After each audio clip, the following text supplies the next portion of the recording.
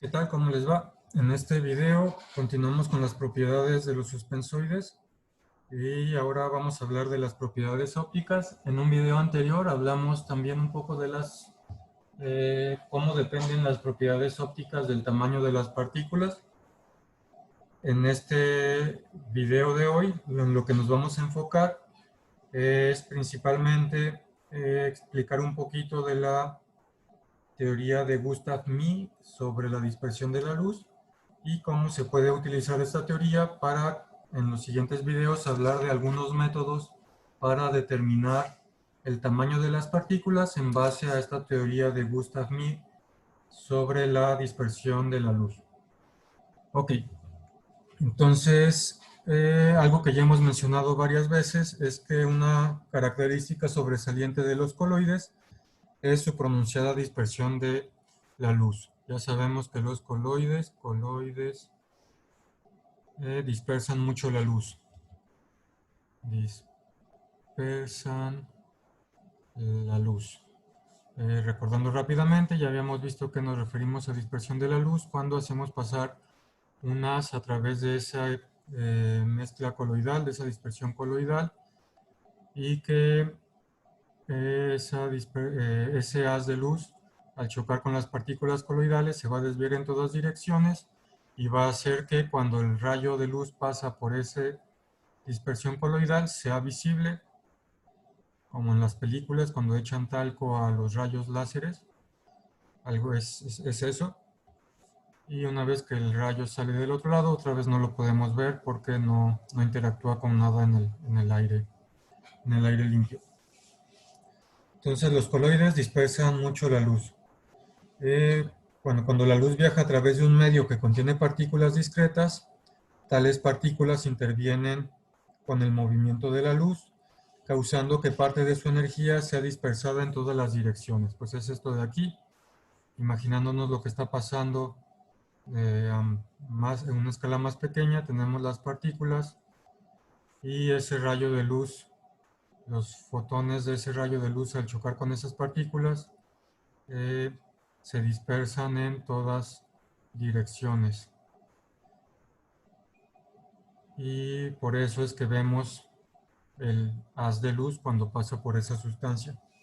Entonces parte de esa energía del haz de luz se dispersa en todas las direcciones. Tal dispersión, que se conoce como efecto Tyndall, no involucra un cambio en la longitud de onda de la luz. Entonces esto es lo que vimos, efecto Tyndall. Esta dispersión está dada, como vimos en uno de los videos pasados, por la refracción, reflexión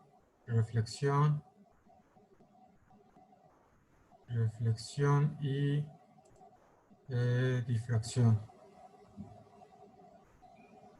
Este efecto Tyndall no involucra cambio en la longitud de onda. No involucra cambio en la longitud de onda de la luz lambda. Como también vimos en un video pasado, había otro tipo de dispersión, como la dispersión de Rayleigh.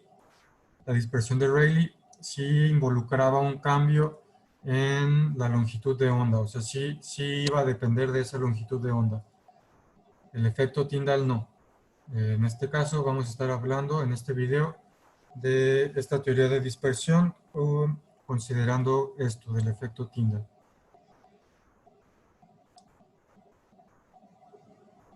Bueno, como resultado de esta dispersión de la luz se observa no solo en la dirección en la que está viajando, sino en diferentes ángulos a la dirección del rayo primario.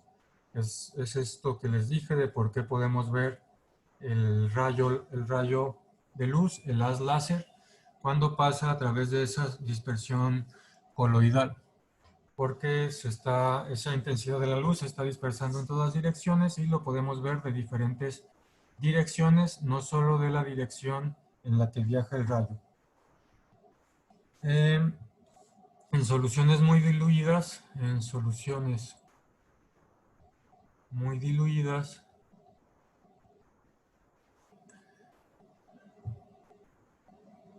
o dispersiones muy diluidas, el grado de dispersión de la luz depende del tamaño de las partículas y del índice de refracción relativo.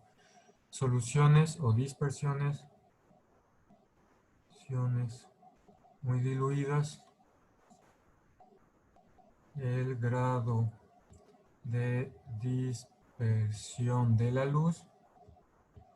Ya les había comentado también, cuidado, no se me confundan con dispersión de la luz y con la dispersión coloidal. El grado de dispersión de la luz depende de D, que es el diámetro de la partícula. Diámetro partícula.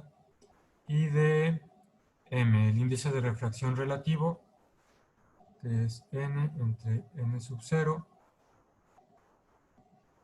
Índice refracción relativo. Ya habíamos visto este índice también en los videos pasados, donde este índice N de refracción va a ser el índice de refracción de las partículas. Índice de refracción partículas.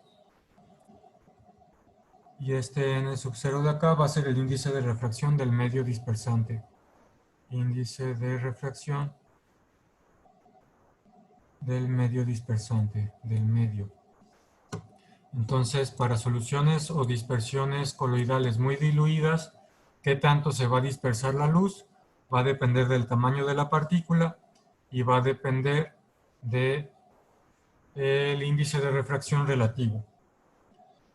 La dispersión de la luz es más pronunciada al incrementar el tamaño de las partículas y al incrementar el valor de M. A mayor M y mayor D, tenemos mayor dispersión de la luz. Como los coloides tienen partículas relativamente grandes, son muy buenos dispersores de la luz, como ya hemos dicho. La teoría de dispersión de la luz por partículas esferas, es lo que les mencionaba hace ratito.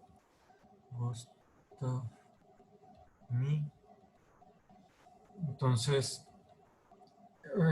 la teoría de dispersión de la luz por partículas esféricas, isotrópicas, de tamaño uniforme,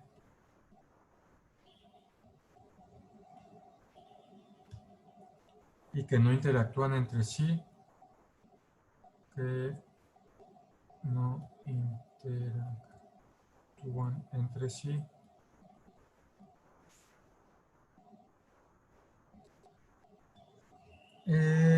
la podemos resumir de la siguiente forma. Teoría de dispersión.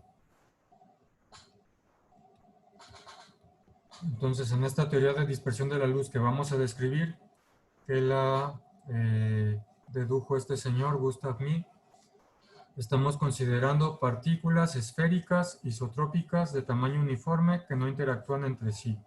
Isotrópicas quiere decir que el coloide va a presentar las mismas propiedades en todas las direcciones.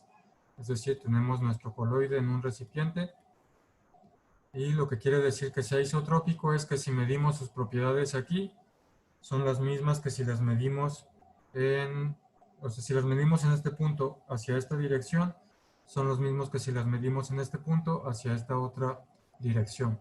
Es decir, no importa hacia dónde las midamos, en qué eje X, Y o Z las midamos, las propiedades van a ser las mismas.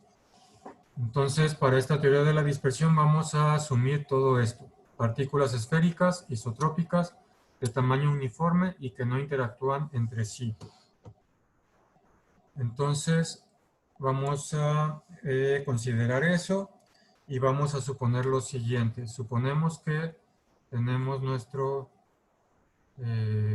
coloide y suponemos que luz no polarizada de longitud de onda lambda sub 0 y de intensidad y sub 0 va a... Aquí estamos en el vacío. Suponemos que que tenemos luz no polarizada de longitud de onda inicial lambda sub 0 e intensidad inicial I sub 0 pasa a través de una dispersión coloidal, es decir, la hacemos pasar a través de esta dispersión coloidal. Suponemos también que la intensidad de la luz dispersada en cualquier ángulo, por ejemplo, vamos a suponer que ahí chocó con una partícula y que se va a dispersar en esa dirección. Vamos a suponer que la intensidad de la luz dispersada en cualquier ángulo con respecto al rayo primario, ahí está ese ángulo con respecto al rayo primario, esa intensidad vamos a suponer que va a ser igual a un número que vamos a llamar I sub teta, por este ángulo teta de aquí, prima. Entonces, suponemos que esta es la intensidad con la que se dispersó la luz como función de ese ángulo que se forma entre el rayo primario y el rayo dispersado. La teoría entonces predice que bajo estas condiciones, la teoría de Gustav Mie predice que la cantidad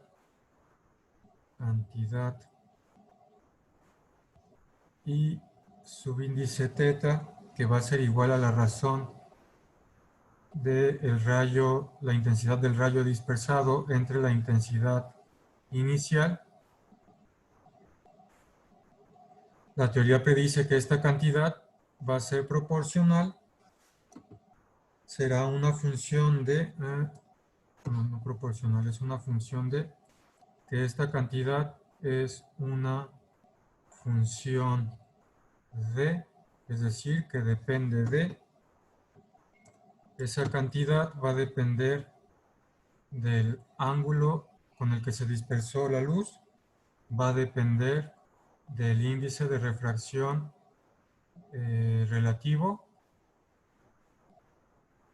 y va a depender, además de esto, del siguiente parámetro alfa, y este parámetro alfa está dado por pi, por diámetro de la partícula y por longitud de onda de la luz en el medio.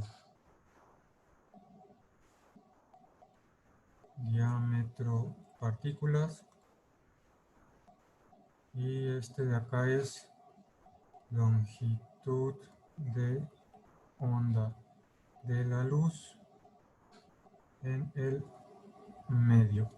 Es decir, si nosotros podemos medir de alguna forma estas intensidades y podemos relacionarlo con el diámetro de la partícula y con la longitud de onda de la luz en el medio, así como los índices de refracción y el ángulo en el que se dispersa con respecto al rayo primario. Ok, entonces de forma muy resumida es lo que predice esa teoría. Y las dos longitudes de onda están relacionadas de la siguiente forma. Esta longitud de onda en el medio está relacionada con la longitud de onda en el vacío, la original de acá, y el índice de refracción N0, que es el índice de refracción que vimos acá, índice de refracción en el medio, N sub 0. Ok, entonces esto es lo que la teoría predice de forma general. La misma conclusión, esta dependencia, esta función de la misma conclusión aplica a la componente vertical de